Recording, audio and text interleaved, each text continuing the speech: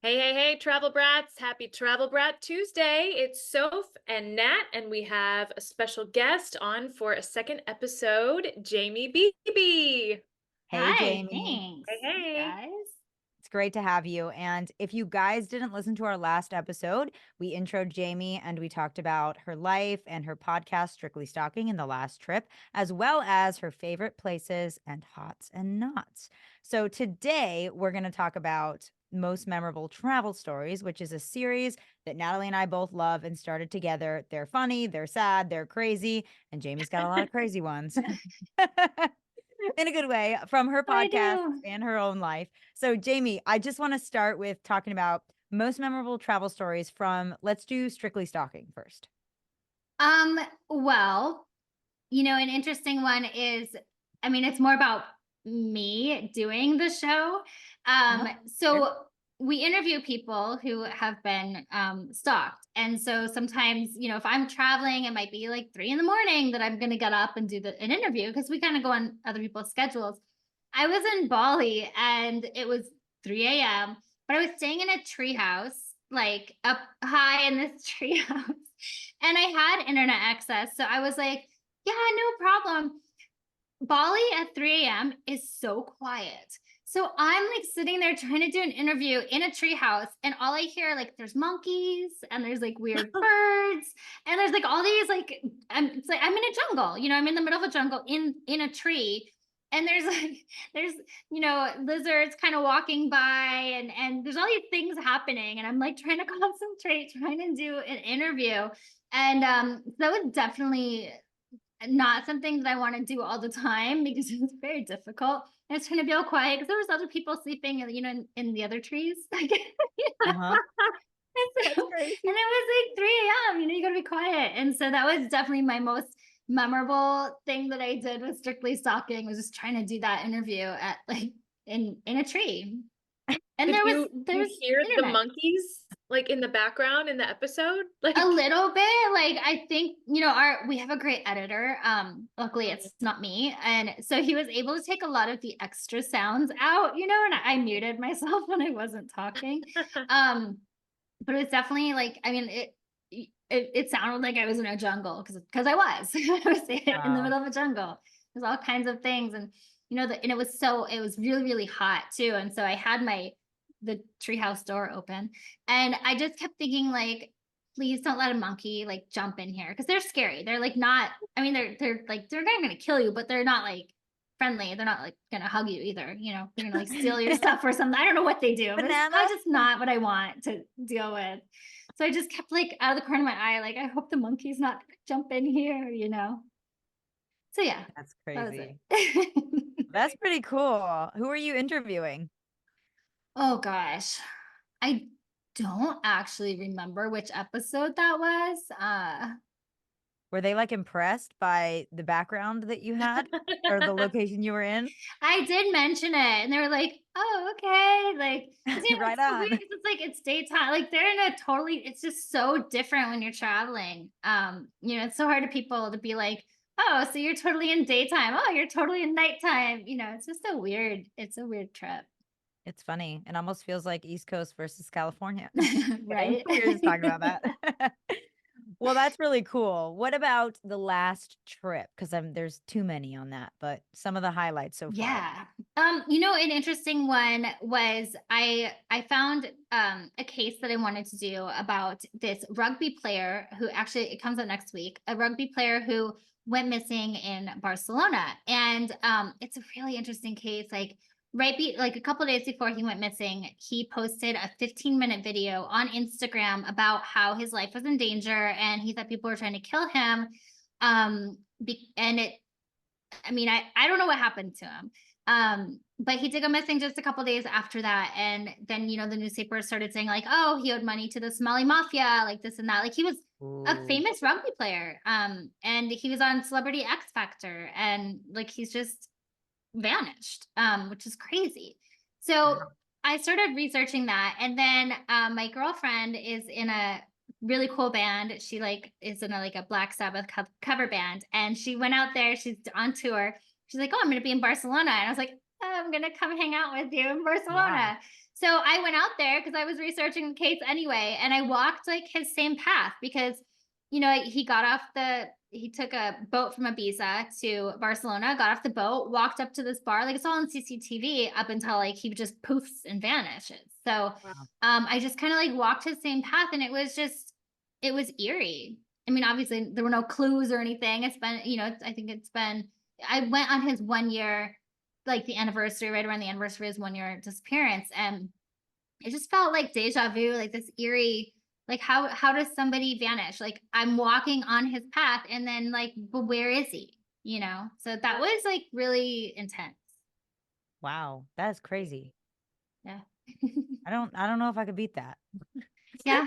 And then, Yeah, that's another pretty. one when I was in Maui, way like years ago, I would say 4 or 5 years ago, before I started the podcast at all, I always take pictures of missing person posters, like wherever I go. It's just my thing. And I was researching some cases, and I was like, oh, let me see, who's in Maui. And I recognized the girl that was missing and from Maui. And I was like, wait a minute. And I went back all those years, and I was like 4 or 5 years ago, and I had a picture of her missing person poster from when, like maybe 2 or 3 weeks after she went missing. I was at the beach where like she went missing, and I took a picture of her poster. So I was like, oh wow, like I definitely need to be doing this. Like I'm Yeah, doing the right thing. I'm on the right track Wow. because yeah. it makes me feel Jamie so Beebe. sad, like seeing those missing person posters. It really And does. yeah, and I take pictures, I post them, like, hey, if anyone's seen this person, just in case. I don't understand how people go missing. I mean, I do, but I don't, it's just sad. Yeah, well, I see you posting them on your story, and it's really because anybody from anywhere can see that. I mean, I think that's one of the beneficial things about Yeah. information technology and like social media now is it's very easy to like back then when a kid was kidnapped, it was really hard to find them. I mean, now you even have things like air tags and all that stuff that you can put I on know. people, kids in your purse, on your car, so but I think Yeah. Jamie BB Amber Alerts, I'm all for it. Oh, yeah. Right. So-and-so's missing in Asia. Who's in Asia right now? Hands up. Well, it's like, how do people go missing when there's so much video? There's CCTV footage in not every country, but a lot. There's CCTV footage in so many places. People have cameras. There's people everywhere. How do you go missing as a tourist when you're in a tourist location with 100 people standing around you? How do you just vanish? Yeah. Like, I don't get Well, it. that's an interesting thing to me where like one in the US, like it's very if you're a United States citizen and you go missing, or even if you're a foreign citizen and you go missing, the United States is pretty good about finding you. And I mean, they catch most of those people just because, okay, Jamie, compare it to she's making faces, travel rat. She's looking at me funny. Well, compare it to like your story from China or something, where they're dead, they're lost. There are still problems with the system, but I think also if you go missing in like a European country, like the United States isn't that interested in getting involved to help you. So that's kind of a Yeah. scary thing. Is like you're kind of at the whim of this government and these people in this language. Like you don't know anyone, nobody speaks your language, they don't know your Yeah. family who's trying to contact them to find you. I mean, I guess there's a lot of private investigators hired when that There is. comes down And to that. that's normally what you need to do. But there's a lot of like there's only so many companies that you can hire that are allowed to go in certain countries. Like in Israel, there's an Israeli company that can go and look at almost every country, but like not like other countries, sometimes they aren't allowed to go look for their people in that country. So, Mm, sometimes the United States isn't allowed to just go in and take over an investigation. A lot of times they're not. Like if you go missing, if you're from there's a case where a girl went missing in Japan, and she was from I think she's from Italy, but Italy isn't allowed to just go into Japan as authoritative figures and conduct an investigation. They have to be asked. Wow. And so if they right. don't ask them, if they don't want the help, could, egos, whatever the reason, Yeah. you can't just go look. So a lot of times people don't know what to do if their loved one is missing in another country. It's a lot of work, and it's very difficult, and it's very costly. That would be terrifying, honestly. Yeah. I mean, yeah, I hope that never happens. But wow. Well, do you have any more travel stories for us? Any of yours? Any Oh gosh. remember any Rememberable. memorable ones? Um I crashed a motorcycle in Nicaragua Oh off a no. cliff. Yeah, What? that's one of my favorites. And you're Because still I shouldn't have, here. it was my own fault. Like, obviously, because I'm big girl. I'm just gonna ride solo around this little place. And it was on Ometepe on this island in Lake Nicaragua. And they don't really have roads, but they rented me a motorcycle anyway. And they're just like, yeah, be careful. And it was kind of rainy. And I was like, oh, I'm sure it's fine. And so I'm like on the side of this mountain thing, and it's like a dirt road, and my wheel just like caught and just like went off. And it was probably like, I mean, it wasn't like a cliff, like, it wasn't the Grand Canyon, but it was like 5 feet down. And so when my wheel caught, and I had my backpack on, like a dumbass move all around, my wheel caught, and I was like, uh oh, like this is bad. So I jumped off, and the motorcycle kept going, and it went down the thing.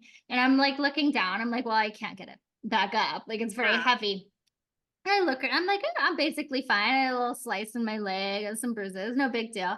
And then I realized like I am miles away from anything and anyone, and my phone doesn't work, and I don't have anyone to call if it did work. So I walked for like 4 or 5 hours until I finally came across some guy, like he was like maybe 20, driving a little moped, and I was like hitchhiking basically. I was like, hey, like, can you pick me up? And so now I have to get back on another little motorcycle, and someone else is driving, and I'm just like, and I have my big backpack, and it was stressful, but that was an interesting time. And I paid for the motorcycle, but it was only $200, so it was okay. So Wow. you got back to where you originally got the motorcycle and you basically said, here's the situation. And they just said, well, you can pay for it. And then you just left. Yeah, pretty much. Oh, wow. Yeah. That's wild. Yeah. That Loving was, this. it took me so long. It's when I realized like solo traveling, there are some aspects of it that I shouldn't. There are some things where I should be a little more careful. Well, Mm. Like, being alone in the middle of nowhere on a motorcycle, like not my smartest moment. yeah, I love that you brought that up because I think that there's this awesome, female independent spirit that's like developed around travel, solo travel, and I think it's totally okay and great for people to do solo travel, even like especially women. You don't always have to have a group or a family or a boyfriend or a husband, but I also think that sometimes in pride, you can get to the point of Yeah. ignorance with what you should be doing. So, and it's funny, Jamie and I, Natalie, we talked about that a little bit when we first met. But yeah, it's just like, here's what the locals say, here's what travel podcasters say, agents, like, let's not just be ignorant, but we can Yeah. totally travel. Again, like Jamie said that she felt so safe Yeah. in Guatemala, and then uh Colombia was a lot different. And you would just assume if you were just an American that didn't know too much about geography. Oh, I mean, South America, they're not that far away from each other. Yeah. It's fine in both. It's probably the same. Where no, you don't know the political issues, you don't know anything about the cartels, and So different. So Well, yeah, and I yeah, I think think too, that's like for me, I was like, oh, I'm not gonna not do something because I'm a girl by myself. Right. But like, no dude should have been trying to drive a motorcycle on the side of a cliff in the rain either. Like that's right. dumb. It's By just a yourself, girl thing. like Yeah. that's dumb. And so sometimes like it just like I learned a big lesson. Like I learned like I don't have to show anybody like, oh, I can do this, I can do that, like when no one should be doing it. Like, I Right. don't have to be so extra because I'm like, oh, I'm a girl by myself. Like, no, that's just dumb for anyone. Like, don't do it. It's like the tourists that like hang on the edge of cliffs in the Grand Canyon. Like, do you know how many of Ugh, those people die every year? It's like, guys, come on. exactly. Yeah, is it Exactly. worth Like, it? no one should do it. Just Is it don't worth the do Come it. on. insta pick? Why don't you just stand like 2 feet in and not like Yeah. on the very edge when a strong Yeah. breeze comes by and you plummet to your death? I don't know. Yeah. Like, I was specifically going somewhere that I probably shouldn't have been going by myself on the motorcycle. I did know better, but I was like, well, I'm going to go anyway, just because I'm a girl. I'm not going to not go. I'm not going to not see this. And, and that's what happened. Like, there's a lesson in that, no one should have gone there by themselves. And they told me when I was going to go, the people that at the chocolate factory I was staying at. They're like, yeah, it's pretty dangerous. Like, it's really far out there. Like, maybe you shouldn't go by yourself. I'm like, I'll be fine. I don't have anyone to go with. Like, no, not smart. Like, sometimes you can't do things because you're alone. Like that, or sometimes you get to do more because you're alone. Just Willy you're Wonka didn't offer to take you on the motorcycle no. ride, since you were staying at the chocolate factory, since No. you were a guest at the chocolate I factory. did meet a very attractive yoga teacher at the chocolate factory, so that Oh. that was fun. Okay, I want to ask you about that because there's so much yes, no, definitely, hell no around meeting strangers when you travel, Mm. especially men when you're a single solo female traveler. Are you super careful about that, or you're like, it's fine, I just won't go anywhere sketchy alone with them, or how do you feel about that? Um, to be honest, I haven't met any that I've looked and been like, oh, that one's cute. But I don't really talk to them. I don't really, but I've also been single for like it'll actually be 4 years tomorrow, 4 years on Valentine's Day. And I haven't really been dating that much. I think I went on a few dates here and there, but yes, I'm not interested in meeting anyone in any country. But if Mm. I was, I don't know. I think it would I think like if I met like another traveler like at the hostel or something, and I talked to them, like I'm not Mhm. like ignoring men, but Yeah. but in that way, like I don't